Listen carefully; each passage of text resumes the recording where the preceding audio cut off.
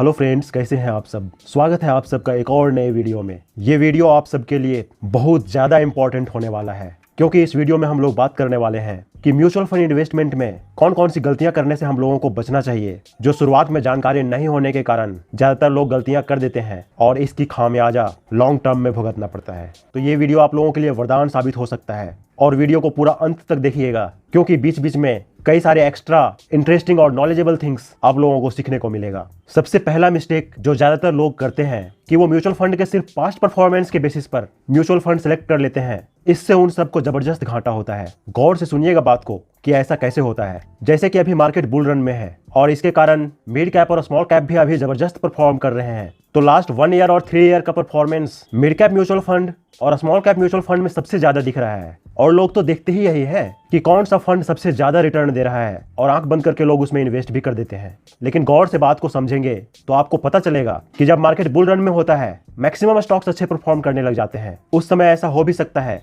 कि market top से अच्छा खासा करेक्ट हो जाए, और स्मॉल कैप और मिड कैप के केस में इसकी संभावना बहुत ज्यादा होता है कि ये लोग लार्ज कैप के कंपैरिजन में ज्यादा गिरते हैं। उस समय क्या होता है कि ज्यादातर इन्वेस्टर्स पैनिक होने लगते हैं। जैसे कि अभी अक्टूबर नवंबर के मंथ में हुआ था, मार्केट टॉप से लगभग 10% के आसपास करेक्ट हुआ था। उस समय बहुत सारे इन्वेस्टर्स लोग पैनिक होने लगे। कई सारे लोग तो अपना SIP पॉज कर दिए। कई सारे लोग मार्केट को टाइम करने लगे कि मार्केट जब रिकवर करेगा, अच्छा टाइम आएगा, तब SIP को चालू करेंगे। और आप प्रैक्टिकली इस चीज को ऑब्जर्व करेंगे, और अगर आप नवंबर लास्ट से मिड दिसंबर तक के मार्केट को देखेंगे तो ये काफी हद तक रिकवर किया है। और यहाँ फिर से वो लोग रिग्रेट कर रहे हैं कि क्यों SIP रोक दिए। तो ये सब गलतियां आपको नहीं करनी है। अगर आप मार्केट में SIP कर रहे हैं तो कंसिस्टेंसी मेंटेन करना बहुत जरूरी है। अगर आप कंसिस्टेंसी मेंटेन करेंगे तभी आप लॉन्ग टर्म में बड़ा कैपिटल बना पाएंगे। और जब मार्केट अच्छा खासा करेक्ट होता है तो उस समय, जैसे कि कोविड के टाइम में हुआ था, तो उस समय मिड एंड स्मॉल कैप तो ज्यादा गिरता है, उस समय लार्ज कैप म्यूचुअल फंड कम गिरता है। तो आप जरा सोच के देखिए, उस समय अगर आप लास्ट 1 ईयर का रिटर्न देखेंगे तो ऑब्वियस सी बात है आपको सबसे अच्छा रिटर्न लार्ज कैप का दिखेगा। और नॉर्मल लोग जैसे करते हैं, अगर वैसे आप भी करेंगे तो आप वैसे अपॉर्चुनिटी वाले टाइम में लार्ज कैप में इन्वेस्ट करते होंगे, जबकि करना चाहिए इसका उल्टा। दुनिया के सबसे बड़े इन्वेस्टर वॉरेन बफेट सर भी इस पर कहते हैं, be fearful when others are greedy and be greedy when others are fearful. मतलब कि लॉन्ग टर्म में वही इन्वेस्टर बड़ा पैसा बना पाता है जो जब सारे लोग डरे होते हैं उस समय वो ज्यादा इन्वेस्ट करता है, और जब सारे लोग ज्यादा इन्वेस्ट कर रहे होते हैं तो वो अपना ज्यादातर इन्वेस्टमेंट सेफ्टी इंस्ट्रूमेंट्स या लार्ज कैप की तरफ शिफ्ट कर रहा होता है। तो यहाँ से आप बातों को बहुत अच्छी तरीके से समझ रहे होंगे, और आगे से आप कंसिस्टेंसी के साथ SIP करते रहेंगे तो आप भी बड़ा पैसा कमा पाएंगे। और जो हमारा ये टॉपिक था कि ज्यादातर लोग सिर्फ पास्ट परफॉर्मेंस के बेसिस पर म्यूचुअल फंड में इन्वेस्ट करते हैं, तो जब म्यूचुअल फंड एनालिसिस करते हैं तो पास्ट परफॉर्मेंस के साथ साथ उसके बेंचमार्क के साथ कंपैरिजन, उसके रोलिंग रिटर्न और उसके रिस्क फैक्टर्स जैसे कि अल्फा, बीटा और अदर वोलेटिलिटी पैरामीटर्स, और फंड मैनेजर जो उस फंड को मैनेज कर रहा है उसके ट्रैक रिकॉर्ड, फंड हाउस के ट्रैक रिकॉर्ड, ये सब चीजें भी जरूर देखनी चाहिए, ताकि आप सही म्यूचुअल फंड चुन सकें और सही जगह इन्वेस्टमेंट कर सकें, ताकि आपको भविष्य में पछताना ना पड़े। दूसरी गलती की हम लोग बात करें तो वो है ओवर डाइवर्सिफिकेशन। जब लोग नए नए इन्वेस्टिंग शुरू करते हैं तो कई सारे म्यूचुअल फंड्स खरीद के अपने पोर्टफोलियो में रख लेते हैं। उनको ये नहीं पता होता है कि पोर्टफोलियो ओवरलैपिंग क्या होता है। उनको ये नहीं पता होता है कि वो एक ही कैटेगरी के, जैसे कि मिड कैप के ही 3-4 फंड खरीदने से ज्यादा प्रॉफिट नहीं बल्कि ओवरऑल रिटर्न जनरली कम हो जाता है। ऐसा इसलिए भी होता है कि एक ही कैटेगरी के ज्यादा म्यूचुअल फंड लेने से एक कैटेगरी के लगभग सारे स्टॉक्स में इन्वेस्टमेंट हो जाता है, और ऐसा होने से ओवरऑल रिटर्न लगभग उस कैटेगरी के इंडेक्स के बराबर ही मिलता है। तो अगर ऐसा सिचुएशन क्रिएट करना ही है तो ज्यादा एक्सपेंस रेशियो देकर एक्टिव फंड में इन्वेस्ट करने का जरूरत नहीं है। आप उस कैटेगरी के इंडेक्स फंड में इन्वेस्ट कर सकते हैं। आपको एक्सपेंस रेशियो भी कम लगेगा और रिटर्न तो इंडेक्स का मिलेगा ही। लेकिन अगर आप एक्सपेंस रेशियो देकर एक्टिव फंड को बाय किए हैं तो हमेशा फंड्स की संख्या कम रखना ही बुद्धिमानी होगा। तभी आपका फंड मैनेजर आपको अच्छा अल्फा जनरेट करके दे पाएगा। तो आप यहाँ से समझ गए होंगे। और डाइवर्सिफिकेशन करना ही है तो अलग अलग कैटेगरी में करना चाहिए, जैसे कि एक लार्ज कैप का हो, एक मिड कैप का हो, एक स्मॉल कैप का हो और एक फ्लेक्सी कैप का हो। इस तरीके से ओवरऑल अगर आप 4 म्यूचुअल फंड में भी इन्वेस्ट कर लेते हैं तो आपका प्रॉपर डाइवर्सिफिकेशन हो जाता है, क्योंकि ये म्यूचुअल फंड कोई एक स्टॉक नहीं है बल्कि ये ग्रुप ऑफ स्टॉक्स है और इसमें पोर्टफोलियो ओवरलैपिंग भी नहीं होगा। लेकिन अगर आप स्मॉल कैप का फंड चुन रहे हैं तो वहां पर आप स्मॉल कैप का 2 म्यूचुअल फंड चुन सकते हैं, क्योंकि स्मॉल कैप का कैटेगरी काफी ब्रॉड है और वहां अगर आप 2 म्यूचुअल फंड चुनते हैं तो कोई बुरी बात नहीं है। तो यहाँ से आपको ये बहुत अच्छे से क्लियर हो गया होगा कि कैसे डाइवर्सिफिकेशन करना है और ओवर डाइवर्सिफिकेशन से बचना भी है। इसका मतलब है कि डाइवर्सिफिकेशन और ओवर डाइवर्सिफिकेशन के बीच एक राइट बैलेंस बनाकर रखना बहुत ज्यादा जरूरी है। तीसरा गलती जो ज्यादातर इन्वेस्टर्स करते हैं कि जब हम लोग बात करते हैं कि लॉन्ग टर्म में कोई म्यूचुअल फंड 15% का रिटर्न दिया है या 25% का रिटर्न दिया है, तो उनको ऐसा लगता है कि म्यूचुअल फंड हर साल एकदम डिसिप्लिन से 15% या 20% का रिटर्न देगा ही। लेकिन भाई ये समझ का फेरा है, एक्चुअल में तो ऐसा होता ही नहीं है, बल्कि इसका उल्टा हो सकता है कि अगर कोई सोच ले कि हम तो लार्ज कैप फंड में इन्वेस्ट कर देते हैं और वो म्यूचुअल फंड डिसिप्लिन से अगले 2 साल 3 साल में 15% या 20% का रिटर्न देगा, लेकिन अगर मार्केट क्रैश हो गया या अच्छा खासा करेक्ट हो गया तो ऐसा बिल्कुल हो सकता है कि वो म्यूचुअल फंड जिनमें आप अपना सेविंग का पैसा, कुछ दिन में जरूरत में आने वाला पैसा इन्वेस्ट कर दिए हैं, वो भी लॉस दिखा रहा हो।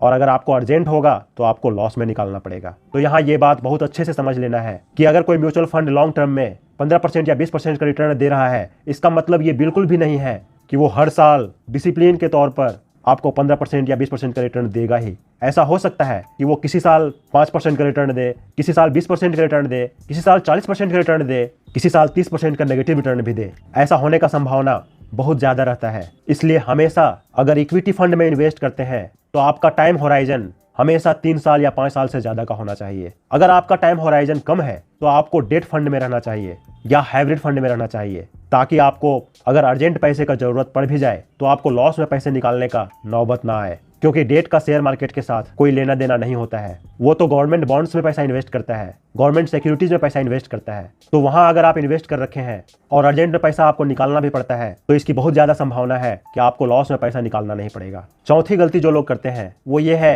कि वो म्यूचुअल फंड पोर्टफोलियो को लेके एक्स्ट्रा एक्टिव होते हैं, और इतना एक्टिव होने का जरूरत तो एक्चुअल में होता ही नहीं है, क्योंकि यहाँ आपका ये काम संभालने के लिए आपका फंड मैनेजर है और इस काम के लिए आप फंड मैनेजर को एक्सपेंस रेशियो पे कर रहे हैं। लेकिन अगर आप फिर भी ओवर एक्टिव रह रहे हैं तो पता है इससे क्या होगा कि आपको शॉर्ट टर्म में एग्जिट लोड लगेगा। और यहाँ एक बहुत इंटरेस्टिंग बात यह है, सेबी का ऐसा मैंडेट भी है कि कोई भी म्यूचुअल फंड हाउस आपके बार बार म्यूचुअल फंड को बेचने से जो एग्जिट लोड मिलता है उसको वो अपने पास नहीं रख सकता है, बल्कि उससे उसको और म्यूचुअल फंड के यूनिट्स खरीदना होता है। तो इससे जो लॉन्ग टर्म इन्वेस्टर्स होते हैं उनमें थोड़ा थोड़ा ही सही इस एग्जिट लोड का बेनिफिट बढ़ जाता है। और इंटरेस्टिंग बात यह है कि आप कोई प्रोफेशनल ट्रेडर या प्रोफेशनल इन्वेस्टर्स नहीं है, वो काम तो आपके फंड मैनेजर्स लोग करते हैं। आप एक लॉन्ग टर्म पैसिव इन्वेस्टर हैं, तो आपको म्यूचुअल फंड पोर्टफोलियो में ओवर एक्टिव होने के बजाय अपने इनकम को बढ़ाने को लेकर एक्टिव होना चाहिए कि कैसे multiple sources of income create कर सकते हैं। आप गौर से सुनिएगा बात को। अगर आपकी एज अभी कम है और अगर आप अपने इन्वेस्टमेंट का कुछ परसेंटेज खुद के स्किल्स को एक्सप्लोर करने के लिए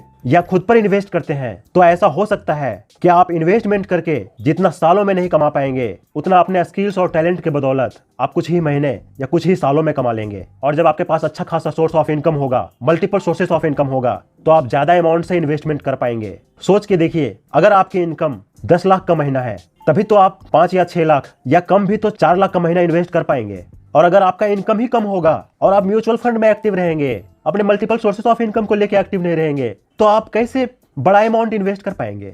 आप गौर कर रहे हैं बातों को? तो यहाँ तक अगर मेरे बातों को सुने हैं तो आपको ये बात बहुत क्लियरली समझ में आ गया होगा कि इन्वेस्टिंग पर फोकस करने के साथ साथ अपने स्किल्स पर भी फोकस करना बहुत जरूरी है, ताकि multiple sources of income create हो पाए। और जब मार्केट अच्छा अपॉर्चुनिटी दे तो उस समय आपको ये नहीं सोचना पड़े कि अरे अभी तो मेरे पास पैसा ही नहीं है इन्वेस्ट करने के लिए, अगर पैसा रहेगा तो ही तो इन्वेस्ट करेंगे। ऐसा सोचने का आपको नौबत नहीं आएगा और आप इन्वेस्टिंग अपॉर्चुनिटी का अच्छे से फायदा उठा पाएंगे। और ऐसा भी हो पाएगा कि अच्छे अपॉर्चुनिटी में आप ज्यादा परसेंटेज में भी इन्वेस्ट कर पाएंगे, क्योंकि आपके पास अच्छा सोर्स ऑफ इनकम होगा।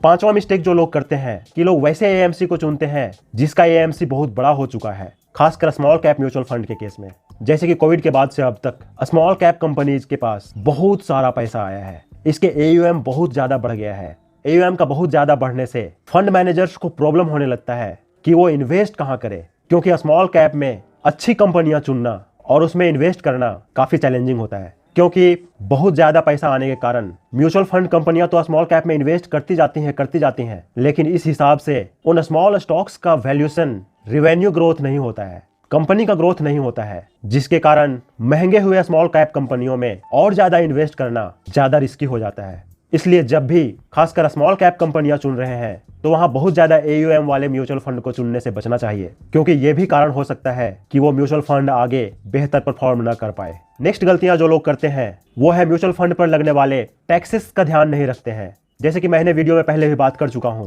एक्सपेंस रेशियो, जिस फंड का एक्सपेंस रेशियो जितना कम है वो फंड आपके लिए उतना ही अच्छा है। हाँ, यहाँ ध्यान रखना ये जरूरी है कि अगर आप स्मॉल कैप के एक्टिव म्यूचुअल फंड को दूसरे एएमसी के एक्टिव म्यूचुअल फंड से ही कंपेयर करें, ना कि इंडेक्स फंड या फिर दूसरे पैसिव फंड से। यहाँ एक्सपेंस रेशियो को थोड़ा समझ लें तो अगर एक्सपेंस रेशियो 1% है और अगर आप 100 रुपया इन्वेस्ट करते हैं तो आपका 1 रुपया काटकर 99 रुपया ही म्यूचुअल फंड में इन्वेस्ट किया जाएगा। और यहाँ सेकंड टैक्स की बात करें तो वो है एग्जिट लोड, जो कि लगभग 1% के आसपास लगता है और लगभग 1 साल के ड्यूरेशन तक में लगता है। तो अगर आप म्यूचुअल फंड में इन्वेस्ट करते हैं तो कम से कम 1 साल से ज्यादा के लिए करें, या फिर अगर आपको लगता है कि आपको पहले पैसे का जरूरत पड़ सकता है तो आप कम एग्जिट लोड वाले म्यूचुअल फंड में इन्वेस्ट करें, ताकि अगर आप पैसा निकालेंगे तो आपको कम एग्जिट लोड देना पड़ेगा। और अगर आपको पैसे का जरूरत पड़ भी रहा है तो इस बात का ध्यान जरूर रखिएगा कि कहीं एग्जिट लोड खत्म होने वाला तो नहीं है, 1 साल पूरा होने वाला तो नहीं है। अगर 1 साल पूरा होने वाला होगा तो आप फोकट का एग्जिट लोड क्यों देंगे, कुछ दिन रुक जाइए, उसके बाद एग्जिट करेंगे तो आप एग्जिट लोड से बच जाएंगे। और तीसरा और सबसे इंपॉर्टेंट टैक्स जिसका ध्यान रखना बहुत जरूरी होता है वो है short term capital gain tax. अगर आप 1 साल के अंदर अंदर अपने म्यूचुअल फंड को रिडीम करते हैं तो आपको अपने प्रॉफिट अमाउंट पर 20% टैक्स देना होता है। और long term capital gain tax का बात करें तो अगर आपका प्रॉफिट अमाउंट 1.25 लाख से ज्यादा का है, यानी कि आपका प्रॉफिट 1.25 लाख से ज्यादा का है, तो ही आपको 12.5% का टैक्स देना पड़ेगा। लेकिन अगर आपका प्रॉफिट 1.25 लाख से कम का है तो आपको कोई भी टैक्स नहीं देना पड़ेगा। तो इन सब बातों का जरूर ध्यान रखिएगा। यहाँ एक और बात क्लियर कर दें कि short term capital gain tax को ही STCG कहते हैं और long term capital gain tax को LTCG कहते हैं। ये बस शॉर्ट फॉर्म और लॉन्ग फॉर्म है। यहाँ तक आपने वीडियो को पूरा देखा है तो मुझे पूरा विश्वास है कि आपको बहुत कुछ सीखने को मिला होगा और आप बहुत सारी गलतियां करने से बच जाएंगे। और ये वीडियो आप जैसे बहुत सारे लोगों के लिए वरदान साबित हो सकता है, इसलिए प्लीज वीडियो को दूसरे जरूरतमंद तक शेयर जरूर कीजिएगा। वीडियो देखने से अगर आपके लाइफ में कुछ वैल्यू ऐड हुआ है, आपको कुछ सीखने को मिला है, तो प्लीज वीडियो को शेयर, सब्सक्राइब एंड लाइक जरूर कीजिएगा, ताकि आपको हमारा फाइनेंशियल रिलेटेड वीडियो रेगुलर मिलता रहे। मिलते हैं अगले वीडियो में। धन्यवाद।